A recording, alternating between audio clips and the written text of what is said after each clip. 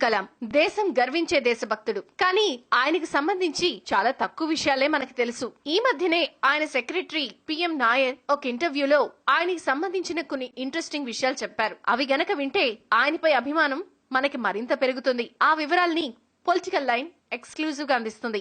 అబ్దుల్ కలాం గారు భారత రాష్ట్రపతిగా వివిధ దేశాలు పర్యటించినప్పుడు ఆయనకు ఆయా దేశాలు వారిచ్చిన బహుమతులను తిరస్కరిస్తే అది వారి దేశాన్ని అవమానించినట్టుగా అని, వారు బాధపడతారు అని, అది మన దేశాన్ని ఇబ్బంది పెడుతుంది అని వాటిని తీసుకునేవారు కాదు. అయితే ఇండియా తిరిగి రాగానే వాటిని ఫోటో తీయించి వాటిని క్యాటలాగ్ లా తయారు చేయించి అన్ని ఆర్కైవ్స్ లో భద్రపరిచేవారట. అలాగే ఆయన రాష్ట్రపతి భవన్ నుంచి తిరిగి వెళ్లిపోయేటప్పుడు ఒక పెన్సిల్ ని కూడా వాటిలో నుంచి తనతో తీసుకెళ్లలేదట. రంజాన్ పండక్కి రాష్ట్రపతి ఇఫ్తార్ విందివ్వడం మన దేశంలో ఆచారం. అయితే ఒక రోజు కలాం గారు సెక్రటరీని పిలిచి ఇఫ్తార్ విందుకు ఎంత ఖర్చు అవుతుంది అని అడిగారంట. దాదాపు 22 లక్షలు ఖర్చు అవుతుందని చెప్పారు. బాగా స్తోమత ఉన్న వారికి విందు ఇవ్వడం కోసం అంత ఖర్చు పెట్టడం అనవసరం. ఆ సొమ్ముని పేదవారికి బ్లాంకెట్లు, బట్టలు, ఆహారం ఇవ్వడం కోసం కేటాయించండి అని, అనాథాశ్రమాలకి ఆ డబ్బుని ఖర్చు పెట్టడం కోసం ఇవ్వమని చెప్పారంట. అనాథాశ్రమాల పేర్లు ఎంపిక చేసే పని కొందరికి అప్పచెప్పారు. అందులో ఆయన ఎటువంటి జోక్యము కూడా చేసుకోలేదంట.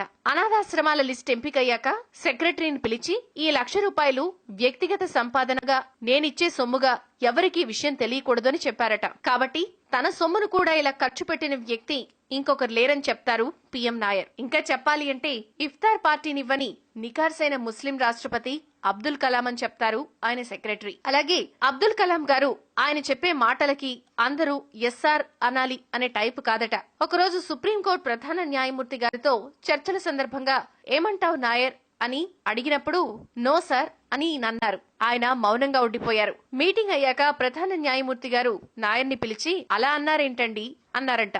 ఆయన తర్వాత నన్ను నా అభిప్రాయం చెప్పమని అడుగుతారు సార్, విని అవసరమైతే తన అభిప్రాయం మార్చుకుంటారు సార్ అని అన్నారట. ఈ విషయం విన్న ప్రధాన న్యాయమూర్తి కూడా ఆశ్చర్యపోయారంట. కలాం గారు ఒకసారి తన బంధువులను సుమారు 50 మందిని రాష్ట్రపతి భవన్ కు అతిథులుగా పిలిచారట. వారందర్నీ ఢిల్లీ చూపించడానికి ఒక బస్సును ఆయన బుక్ చేయించారు. దానికైన ఖర్చును ఆయనే స్వయంగా చెల్లించారట. ఒక్క అధికారిక వాహనాన్ని కూడా ఆయన తన బంధువులకి కేటాయించలేదు. వారి కోసం ఆయన ఖర్చును కూడా లెక్క కట్టి ఇచ్చేశారట.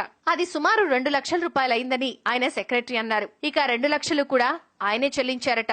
దేశ చరిత్రలో ఇటువంటి సంఘటన ఇంతకు ముందు ఎప్పుడూ కూడా జరగలేదట. అలాగే కలాం గారు వారి అన్నయ్యను ఒక వారం రోజులు తనతో పాటే అట్టే పెట్టుకున్నారు. ఆ వారం రోజులకి ఆయన అద్దె చెల్లిస్తాను అంటే మాత్రం ఎవరూ ఒప్పుకోలేదట. ఒక రాష్ట్రపతి తన అన్నయ్యను తనతో పాటు అట్టి పెట్టుకున్నందుకు తన నివాసానికి తానే అద్దె చెల్లించాలి అనే నిజాయితీని మేము భరించలేము అని ఎవరూ ఒప్పుకోలేదట. అలాగే కలాం గారు రాష్ట్రపతి భవన్ వదిలి వెళ్లే ముందు అందరూ ఒక్కొక్కరుగా కుటుంబాలతో వెళ్లి కలిశారట. అందరినీ పేరు పేరున పలకరించారు. అయితే సెక్రటరీ భార్య కాలు విరిగినందువల్ల ఆవిడ రాలేకపోయారు. భార్య ఎందుకు రాలేకపోయారు అని అడిగితే సమాధానం చెప్పాక మర్నాడు సెక్రటరీ ఇంటి ముందు పోలీసులు హడావిడి చూసి ఏమిటి అని అడిగితే రాష్ట్రపతి గారు మీ ఇంటికొచ్చారు అని చెప్పారట. ఇంతవరకు ప్రపంచంలో ఏ దేశాధినేత తన వద్ద పనిచేసే ఒక ఉద్యోగి భార్య కాలు విరిగింది అని అతడి ఇంటికి వెళ్లి పరామర్శించడం చరిత్రలో ఎక్కడా జరగలేదట. ఇంకా ఆసక్తికరమైన విషయాలేమిటి అంటే ఆయన ఆస్తి వివరాలు చూస్తే